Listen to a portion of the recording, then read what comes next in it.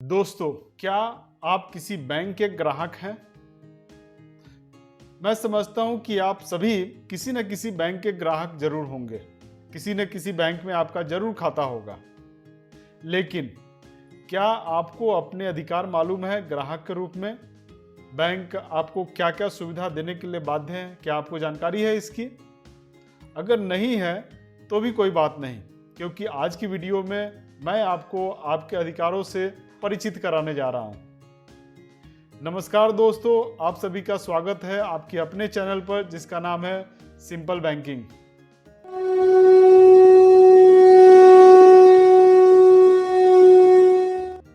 अगर आप इस चैनल पर नए हैं तो वीडियो को लाइक करें और सब्सक्राइब करें। चलिए आगे बढ़ते हैं और आपको बताते हैं कि आपके अधिकार कौन सुरक्षित करता है। तो सबसे पहले मैं बात करना चाहूँगा भारतीय बैंकिंग कोड एंड मानक बोर्ड, जिसे कि हम लोग इंग्लिश में BCSBI कहते हैं और इसका फुल फॉर्म है banking code and standard board of India. इसकी शुरुआत कैसे हुई इसके बारे में भी मैं आपको बताता हूँ। RBI ने नवंबर 2003 में एक संस्था का गठित किया, एक कमिटी बनाई। कमिटी का नाम था committee on procedure and performance audit of public service, जिसके चेयरमैन बनाए गए थे SS तारापुर। और ये कमिटी का जो गठन हुआ वो इसलिए हुआ था क्योंकि बैंकों में कस्टमर सर्विस, जो ग्राहक सेवा है, उसका स्तर बहुत ही नीचे चला गया था।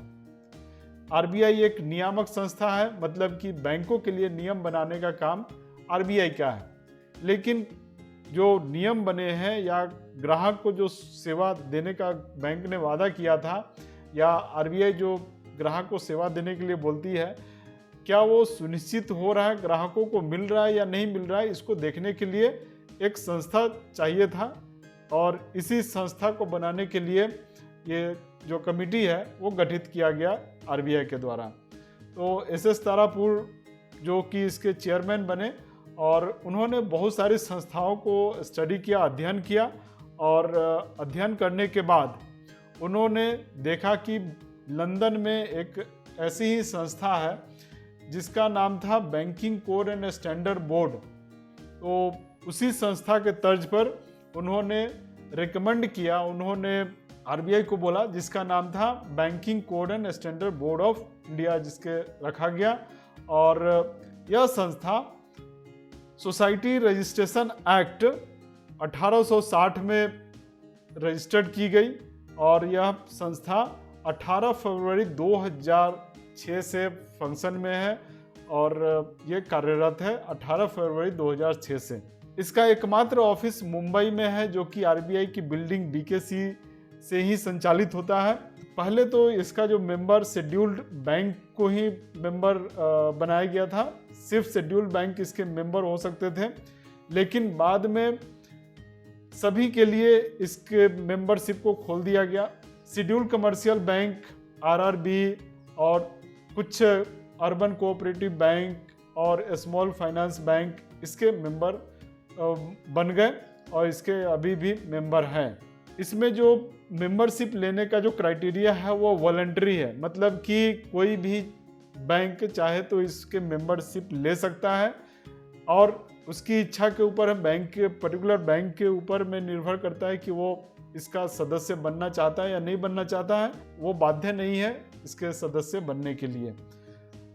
भारतीय बैंकिंग कोड एंड मानक बोर्ड, जिसको कि BCSBI बोला जाता है, यह एक इंडिपेंडेंट और ऑटोनोमस बॉडी है, मतलब कि यह स्वायत्त संस्था है। BCSBI को जो बनाने का उद्देश्य था वह था कि BCSBI कस्टमर सर्विस को लेकर के प्लान बनाए, उसे प्रमोट करे बैंकों के बीच में और उसको मॉनिटर करे कि ग्राहक को जो बैंकों ने वादा किया था ग्राहक सर्विस देने का, क्या वो सुविधा ग्राहकों को मिल रही है या नहीं मिल रही है।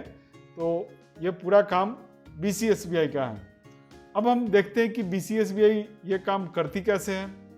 तो इसके लिए BCSBI क्या करती है कि बैंकों से annual statement of compliance collect करती है और इसमें बैंक बताते हैं कि वो अपने ग्राहकों को किस तरह से सुविधा प्रदान कर रहे हैं, कैसे अपने ग्राहकों को खुश रखते हैं, इन सब के बारे में ये एनुअल स्टेटमेंट ऑफ कंप्लायंस में बताया जाता है। साथ ही साथ BCSBI विजिट करती है ब्रांचों में, क्योंकि सिर्फ स्टेटमेंट जमा करने से ये साबित नहीं हो जाता है कि बैंक ग्राहकों को सही सर्विस दे रही है और ग्राहकों को कोई भी कंप्लेन नहीं है, ग्राहक संतुष्ट है, यह इस बात से साबित नहीं होता है। तो इसके लिए यह देखने के लिए कि क्या जो हमारे पास स्टेटमेंट आ रहा है वो सही आ रहा है, तो BCSBI ब्रांच में विजिट करती है और ऑन द स्पॉट विजिट होता है। मतलब कि पहले से नहीं बताया जाता है कि BCSBI के मेंबर इस ब्रांच में, पर्टिकुलर ब्रांच में विजिट करेंगे, और अचानक से विजिट करके वो देखते हैं कि सर्विस लेवल क्या है उस बैंक का या उस ब्रांच का। साथ ही साथ जो कस्टमर के जो कंप्लेन होते हैं वो भी BCSBI के मेंबर स्टडी करते हैं। बैंकिंग ऑम्बड्समैन में जो अवार्ड दिया जाता है कस्टमर कंप्लेन के अगेंस्ट में, उसको स्टडी किया जाता है। और बैंक मेंबर के साथ कॉन्फ्रेंस में भी ग्राहक सेवा के ऊपर में चर्चा होती है, और इन सभी के द्वारा BCSBI बैंकों के ऊपर में नज़र रखता है कि क्या बैंक ग्राहकों को सही सुविधा प्रदान कर रहे हैं या नहीं कर रहे हैं। इसके अलावा BCSBI क्रेडिट काउंसलिंग का कार्य करता है मुंबई में, और अपने जो मानक है, जो उनके रूल्स एंड रेगुलेशन है या फिर जो भी डेवलपमेंट होते हैं बैंकिंग में, उनको लोगों तक पहुंचाने के लिए एक न्यूज़लेटर संचालित करता है भारतीय बैंकिंग कोड एंड मानक बोर्ड, जिसका नाम है कस्टमर मैटर्स। तो इस माध्यम से वो लोगों तक अपनी सूचनाएं प्रदान करता है। BCSBI 2 तरह के कोड निर्धारित करता है। एक कोड का नाम है code of bank commitment to customer, और दूसरा है code of banks commitment to micro and small enterprises. मतलब कि एक कोड वैसा है जो कि नॉर्मल हर कस्टमर के लिए है, और एक code particularly micro and small enterprises के जो कस्टमर हैं उनके लिए है। सबसे पहले हम देखते हैं कि बैंक का ग्राहक के प्रति क्या प्रतिबद्धता है। तो सबसे पहली प्रतिबद्धता है कि उचित व्यवहार का अधिकार, मतलब कि बैंक अपने कस्टमर के साथ उचित व्यवहार करेगा, किसी कस्टमर के साथ भेदभाव नहीं करेगा। उसके लिए स्त्री पुरुष, चाहे वो किसी भी जाति धर्म का हो, गोरा हो काला हो, छोटा हो बड़ा हो, बूढ़ा हो बच्चा हो, बैंक उसमें किसी तरह का भेदभाव नहीं करता है। तो यह बैंक कस्टमर को बताता है कि वह उचित व्यवहार करेगा हर कस्टमर के साथ। उसके बाद हम बात करते हैं पारदर्शिता, उचित और ईमानदारी पूर्ण लेन देन के बारे में। बैंक बोलता है कि हमारा जो लेन देन है वो पूरी ईमानदारी के साथ हम करते हैं और पूरी पारदर्शिता के साथ करते हैं, और इसके लिए बैंक इंफॉर्मेशन भी प्रोवाइड करता है अपने ग्राहकों को, जो कि आप इंग्लिश, हिंदी या फिर जो आपके लोकल लैंग्वेज है उसमें आप प्राप्त कर सकते हैं। बैंक कुछ इंफॉर्मेशन अपने वेबसाइट पर डिस्प्ले करता है। अपने वेबसाइट पर उसके बारे में बताना बैंकों के लिए अनिवार्य है, जैसे कि डिपॉजिट के बारे में, जो जमा धनराशि है उसके बारे में बताना, जमा जो आप करते हैं SB अकाउंट, करेंट अकाउंट जो खाता खोलते हैं उसके बारे में बताना, चेक कलेक्शन पॉलिसी के बारे में, और आपकी कोई शिकायत है तो उसके बारे में, शिकायत किया, कस्टमर का कोई नुकसान हुआ और उससे संबंधित कोई कंपनसेशन है तो उसके पॉलिसी के बारे में बैंकों को बताना जरूरी है। Collection of dues and security, then charter of customer rights, customer के क्या क्या अधिकार हैं इसके बारे में बताना जरूरी है। कस्टमर प्रोटेक्शन पॉलिसी क्या है, और limited liability in respect of unauthorized electronic banking transaction, इसके बारे में बताना जरूरी है। और facility for senior citizen and differently abled person के बारे में भी बताना जरूरी है वेबसाइट के ऊपर में। तो ये बैंक अपने वेबसाइट के ऊपर में बताते हैं।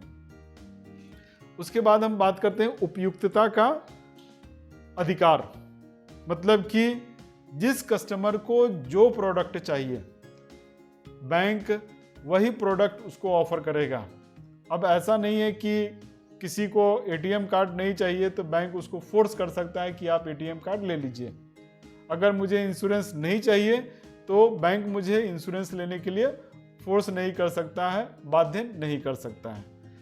और बैंक यह भी देखता है कि किस कस्टमर के लिए कौन सा प्रोडक्ट उपयोगी होगा। उसके बाद हम बात करते हैं निजता का अधिकार, मतलब कि बैंक आपकी सूचना को गुप्त रखेगा, किसी भी अन्य पार्टी को या फिर आपकी जो सूचना है, आपके जो बैंक बैलेंस है या आपका फ़ोन नंबर है, आपका एड्रेस है, वो किसी और पार्टी के साथ शेयर नहीं करता है, किसी और को नहीं बताता है, आपका जो सूचना है उसको गुप्त रखता है। उसके बाद शिकायत समाधान एवं क्षतिपूर्ति। अगर आपका कोई शिकायत है, किसी तरह का कोई समस्या है तो आप बैंक को बता सकते हैं, बैंक आपके समस्या का समाधान करेगा, आपके शिकायत को सुनेगा। और अगर कोई आपको हानि हुई है, कोई नुकसान हुआ है तो बैंक उसकी भरपाई भी करता है, उसके लिए बैंक बाध्य भी है। तो ये सारे अधिकार बैंक आपको देते हैं। उसके अलावा आपको क्या क्या अधिकार दिया है बैंक ने, इसके बारे में भी हम चर्चा करेंगे, या बैंक के जो कार्य क्या है उसके बारे में भी चर्चा कर रहे हैं। तो सबसे पहले मैं बता देता हूं कि बैंक अपने टर्म्स एंड कंडीशन में, बैंक अपने नियम और शर्तें में अगर कोई चेंज करता है, किसी तरह का बदलाव करता है, तो बदलाव करने के 1 महीने पहले बैंक आपको सूचित करेगा। लेकिन अगर मान लीजिए कि बैंक किसी हड़बड़ी के कारण या कुछ ऐसी परिस्थिति थी जिसमें कि बैंक को अपने नियम और शर्तों में बदलाव करना पड़ा और आपको सूचना देने का उसके पास टाइम नहीं रहा, तो बदलाव करने के 30 दिनों के अंदर में बैंक आपको सूचित करेगा कि हमने अपने नियम और शर्तों में ये चीज़ बदलाव किया है। अगर आपको लगता है कि जो नियम और शर्तों में बदलाव हुए हैं वो मेरे लायक नहीं है या मुझे नुकसान पहुंचाते हैं, तो 60 दिनों के अंदर में आप चाहें तो अपने खाते को बंद कर सकते हैं या फिर आप चाहें तो दूसरे भी प्रोडक्ट में शिफ्ट हो सकते हैं, और बिना कोई चार्ज दिए हुए, बिना कोई फी पे किए हुए 60 दिनों के अंदर में आप अपने खाते को बदल सकते हैं। अगर आप बैंक में जाते हैं, ऋण लेते हैं, तो वहाँ पर आपको बैंक क्या करता है कि एक रिपोर्ट जनरेट करता है, एक रिपोर्ट निकालता है और वो चेक करता है कि इसमें कहीं आपका कोई डिफ़ॉल्ट तो नहीं है, किसी दूसरे बैंक से आपने लोन तो नहीं ले रखा है। तो इन सब को चेक करने के लिए एक रिपोर्ट निकाली जाती है, CIC रिपोर्ट जिसको बोलते हैं। तो CIC रिपोर्ट भी आप चाहे तो बैंक से प्राप्त कर सकते हैं, लेकिन उसके लिए आपको मैक्सिमम 50 रुपया तक चार्ज देना पड़ सकता है। किसी भी प्रकार का कंप्लेन हो, किसी भी प्रकार का आपको ग्रीवांसेस हो, फीडबैक हो, तो बैंक आपको 30 दिनों के अंदर में मुहैया कराता है और आपको बताता है जो भी आपके समाधान है उसको 30 दिनों के अंदर में सॉल्व करता है। बैंक आपसे रिकवरी करने के लिए, वसूली करने के लिए, अगर आपने लोन ले रखा है तो सुबह 7 बजे से लेकर के शाम 7 बजे के बीच में ही रिकवरी के लिए आ सकता है, उसके बाद नहीं आ सकता है। सुबह 7 बजे के पहले और शाम 7 बजे के बाद बैंक आपसे रिकवरी नहीं कर सकता है। अगर आपका SB अकाउंट है, करंट अकाउंट है, तो महीने में कम से कम एक बार बैंक आपको स्टेटमेंट देने के लिए बाध्य है।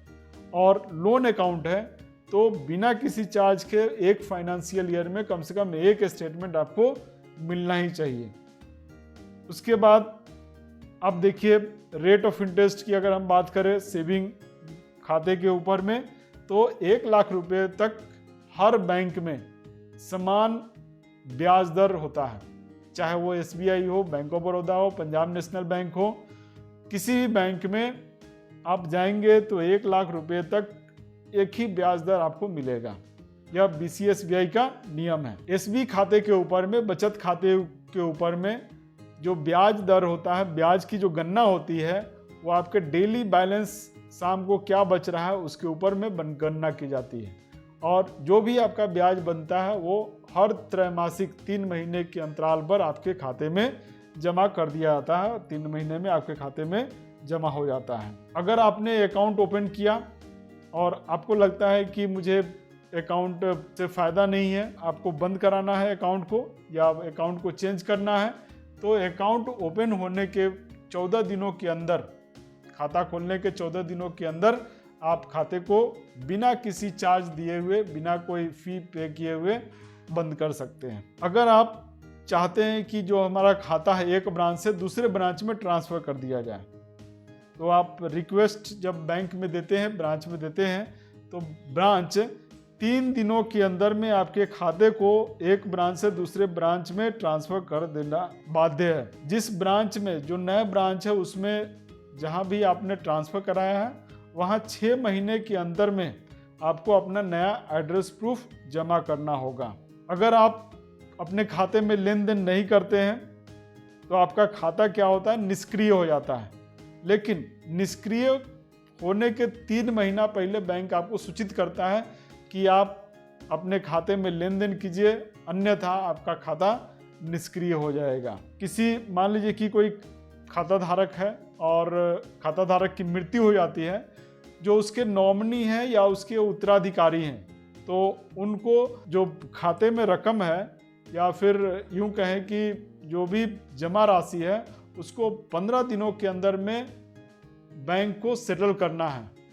बैंक 15 दिनों के अंदर में उत्तराधिकारी को या नॉमिनी को पैसा हस्तांतरित कर देता है, बशर्ते कि आपने अपनी तरफ से जो भी कागजात चाहिए उसे बैंक को प्रोवाइड कर दिया है, बैंक में आपने जमा कर दिया है उस दिन से 15 दिन। अगर आप लॉकर के लिए अप्लाई करते हैं तो बैंक आपसे कोई भी डिपॉजिट की डिमांड नहीं कर सकता है। सिर्फ आपको 3 साल का रेंट जमा करना होगा डिपॉजिट के रूप में, फिक्स डिपॉजिट के रूप में, और 3 साल के रेंट के साथ साथ लॉकर को तोड़ने का जो चार्ज होता है वो भी आपको जमा करना होता है। कि अगर आप लॉकर रेंट जमा नहीं कर रहे हैं और बैंक को लॉकर तोड़ना ही पड़ा तो वो भी चार्ज आपको पहले ही बैंक को जमा कर देना होता है। कई बार ये भी समस्या आता है कि आप एटीएम में मशीन में गए, वहाँ से आपने पैसे निकाले, आपका पैसा निकला नहीं, आपका एटीएम से दिख रहा है कि एटीएम से पैसे कट गए लेकिन आपको पैसे मिले नहीं।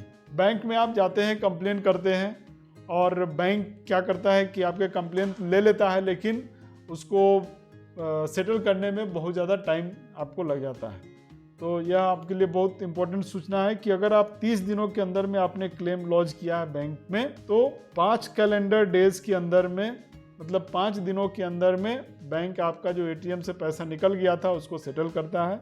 और अगर नहीं कर पाता है तो पर डे 100 रुपीज़ आपको बैंक देगा जब तक कि क्लेम सेटलमेंट ना हो जाए। मान लीजिए कि आपके खाते से कोई पैसा निकल गया, आपके खाते से कोई पैसा निकल जाता है जिसमें कि बैंक की कोई गलती नहीं है और आपकी भी कोई गलती नहीं है, तो इस स्थिति में 10 वर्किंग डेज के अंदर में बैंक क्या करता है, आपके खाते में पैसा जमा करता है, शैडो बैलेंस में रहता है, और बाद में वो अपना insurance claim, bank insurance claim कर लेता है। ऋण से संबंधित क्या सुविधा आपको बैंक प्रदान करता है? अगर आपने ऋण लिया है बैंक से और ऋण आपने चुकता कर दिया, आपने जो भी पैसा लिया था ब्याज के साथ बैंक को रिटर्न कर दिया, तो आपका अकाउंट बंद होने के बाद 15 दिनों के अंदर में आपने अगर कोई सिक्योरिटी जमा किया था बैंक के अंदर में, रिटर्न करने के लिए बाध्य है। बैंक आपसे 1 लाख रुपए तक गवर्नमेंट स्पॉन्सर्ड स्कीम अगर प्रायोरिटी सेक्टर में है तो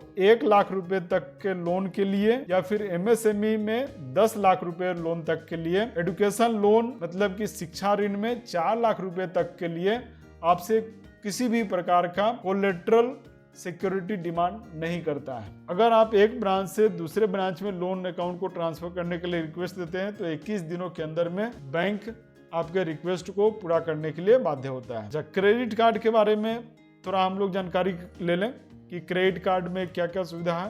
तो कस्टमर अगर रिक्वेस्ट करता है कि उसका जो क्रेडिट कार्ड है उसको कैंसिल कर दिया जाए या उसका जो लिमिट है उसको घटा दिया जाए, तो बैंक 7 वर्किंग डेज के अंदर में क्रेडिट कार्ड का लिमिट को घटा देता है, और या फिर जो आप क्रेडिट कार्ड अगर नहीं चाहते हैं तो 7 वर्किंग डेज के अंदर में उसको कैंसिल करना है। अगर आपने ऋण लिया है और ऋण को चुकाया नहीं है लेकिन आपके दूसरे खाते में क्रेडिट बैलेंस है, मतलब किसी दूसरे खाते में आपने पैसा जमा कर रखा है, लेकिन वैसे खाते में जो कि आपके ऋण से लिंक है ना, जिससे आपका ईएमआई जा रहा है, उसमें आपने पैसा नहीं जमा रखा है, तो बैंक आपको 3 दिन का नोटिस दे करके आपके जो खाते हैं जिसमें कि आपने पैसा जमा कर रखा है वहां से पैसा निकाल करके अपना ऋण को क्लियर कर सकता है। क्रेडिट कार्ड के बिल में कोई गड़बड़ी आपको दिखती है और ऐसी गड़बड़ी हो भी गई है तो बैंक 60 दिनों के अंदर में आपके बिल को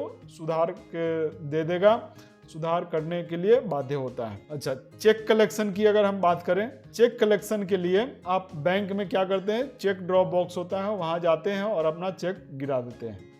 लेकिन अगर आपको लगता है कि ये सेफ नहीं है और आप स्टाफ को हैंड ओवर करना चाहते हैं, एक्नॉलेजमेंट लेना चाहते हैं कि हाँ हमने चेक जमा किया है, तो आप स्टाफ को हैंड ओवर कर सकते हैं। स्टाफ, बैंक स्टाफ आपको चेक कलेक्ट करेगा और अपना एक्नॉलेजमेंट देगा, मतलब कि जो पावती होगी उस पर सील लगा के साइन करके आपको रिटर्न करेगा कि हाँ आपने चेक जमा किया था, उन्होंने ले लिया था। चेक जो रिटर्न हो जाते हैं, अनपेड रह जाते हैं, जिसका पैसा आपको नहीं मिला है, तो बैंक 24 घंटे के अंदर में आपको चेक को रिटर्न करने के लिए बाध्य होती है।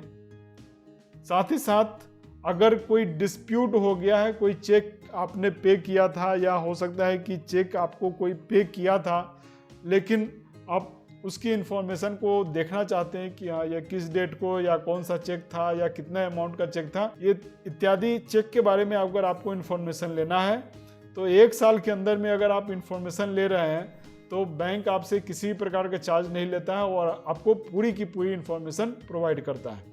लेकिन 1 साल के बाद अगर आप इंफॉर्मेशन लेना चाहते हैं उसके लिए आपको पे करना जरूरी हो जाता है। साथ ही साथ वरिष्ठ नागरिकों के लिए क्या सुविधा है, तो 70 साल से ऊपर है या फिर डिफरेंटली एबल्ड पर्सन है, सामान्य रूप से देख नहीं सकते हैं, सुन नहीं सकते हैं या फिर बीमार हैं, तो उनके लिए बैंक डोर स्टेप बैंकिंग सुविधा प्रदान करती है। मतलब कि बैंक अधिकारी या बैंक का कोई स्टाफ आपके घर पे आता है और आपका जो भी कार्य है बैंक से संबंधित तो वो पूरा करके देता है। हाँ, बैंक इसके लिए थोड़ा सा आपसे चार्ज वसूल करता है, तो बैंक आपको जाने की ज़रूरत नहीं होती है और बैंक के जो अधिकारी हैं या बैंक के कर्मचारी आपके पास आते हैं और आपको सुविधा प्रदान करते हैं। देखिए, अगर बैंक का कोई ब्रांच है और वो ब्रांच एक जगह से दूसरी जगह शिफ्ट हो रहा है तो बैंक आपको कम से कम 2 महीने पहले नोटिस देता है कि हाँ मेरा जो ये ब्रांच है वो शिफ्ट हो रहा है या फिर जो बैंक है वो दूसरी जगह शिफ्ट किया जा रहा है। तो अगर जिस जगह पर, जिस एरिया में बैंक पहले अवस्थित था और वहाँ से शिफ्ट हो रहा है, अगर उस एरिया में कोई दूसरा बैंक नहीं है या कोई दूसरा ब्रांच नहीं है तो बैंक कम से कम 2 महीने पहले आपको इसकी सूचना देता है, अन्यथा 1 महीने की सूचना आपको देता है। तो ये हमने बात किया कि जो जनरल कस्टमर हैं उनके लिए बैंक क्या क्या सुविधा प्रदान करता है या उनके क्या क्या अधिकार हैं। अब हम थोड़ी सा बात कर लेते हैं कि एमएसएमई या माइक्रो स्मॉल इंटरप्राइजेस जो हैं उनके लिए बैंक क्या सुविधा प्रदान करता है। एमएसएमई लोन के लिए बैंक अप टू 5 लाख मतलब 5 लाख रुपए तक का कोई भी प्रोसेसिंग चार्ज नहीं लेता है। अगर आप 5 एमएसएमई यूनिट है 5 लाख रुपए तक के लिए आपको कोई भी प्रोसेसिंग चार्ज देने की जरूरत नहीं है। बैंक में अगर आप लोन के लिए अप्लाई करते हैं तो 5 लाख रुपए तक का लोन बैंक 2 सप्ताह के अंदर में या तो सैंक्शन करेगा या फिर रिजेक्ट करेगा, तो आपको सूचना देगा। अगर 5 लाख से 25 लाख तक के लिए लोन के लिए अप्लाई आपने किया है तो 3 सप्ताह के अंदर में बैंक या तो सैंक्शन करेगा या फिर अगर रिजेक्ट करता है तो इसकी भी सूचना आपको 3 सप्ताह के अंदर में प्रोवाइड करना है। और 25 लाख से ज़्यादा है तो यह समय 6 सप्ताह का है। बैंक 10 लाख रुपए तक के लोन के लिए आपसे किसी भी प्रकार का कोलेटरल चार्ज नहीं करता है, कोलेटरल सिक्योरिटी नहीं लेता है।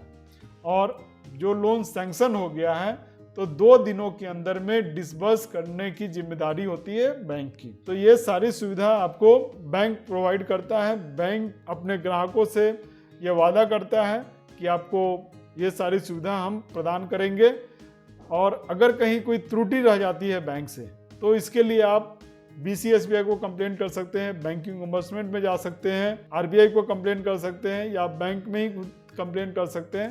तो ये सारी सुविधा आपको बैंक प्रोवाइड करता है। तो मैं समझता हूँ कि आपको अपने अधिकारों के बारे में पता चल गया होगा। यह वीडियो आपको कैसा लगा इसके बारे में हमें कमेंट करके बताएं और इस वीडियो को लाइक करें, सब्सक्राइब करें और अपने दोस्तों के साथ भी इसे शेयर करना ना भूलें, जिससे कि वे भी इस ज्ञान का लाभ ले सकें। तो मिलते हैं अगले वीडियो में, तब तक के लिए धूम मचाते रहिए। धन्यवाद।